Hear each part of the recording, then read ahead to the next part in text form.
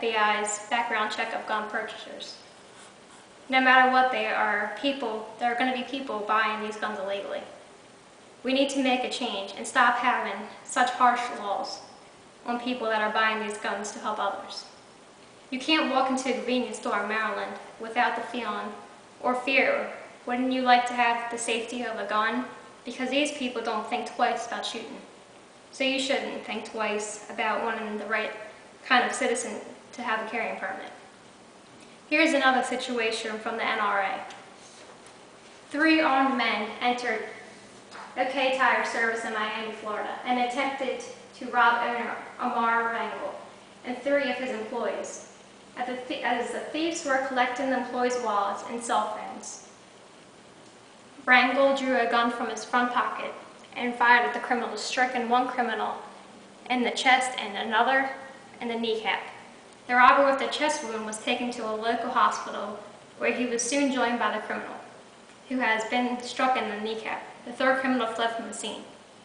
Local residents and police showed support for Rangel's right to self-defense, with one officer, Sergeant Rangel, had the roots of a warrior and displayed tombstone courage. I want you to put yourself in a situation. Wouldn't you want to have safety of a gun in this situation? Now let's go over some things that you can do to have this law in Maryland. To get this law in effect in Maryland, you need to get your governor's attention. It seems that the crime rate in Maryland is staying the same and is not getting any better. So what is it going to hurt? It only made Texas and Florida's crime rate drop. We also need a plan to get the people who have guns illegally taken away.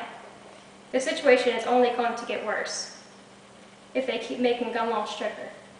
According to Bennett Lazara, in 1986, Maryland banned small, affordable handguns called Saturday Night Specials. Within 2 years, Maryland's murder rate increased by 20%. Surprisingly, the national murder rate was 33%. Then Maryland passed a 1 gun a month law.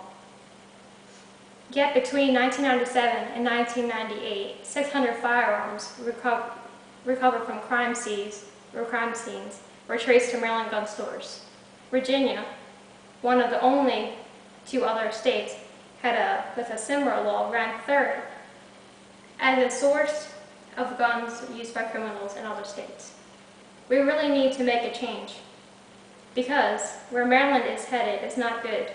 It's not a good thing, especially with the rise of shootings in Inner Harbor, where it is once known as a family visiting area. I recently visited the Inner Harbor myself in the summer, where we traveled by boat and planned to stay in the night. My boyfriend decided to bring a gun with us, just in case anybody tried to break into the boat. It's a good thing we did, because that night we went out to dinner. We were about to go out to dinner at a restaurant, and we heard gunshots.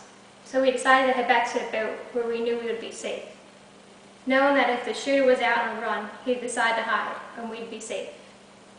I know all this sounds crazy, but how guns can save lives. But when you're in a bad situation, it's a good thing to have someone with a gun to protect your family. So as Marylanders, we need to think about our gun laws and make a change.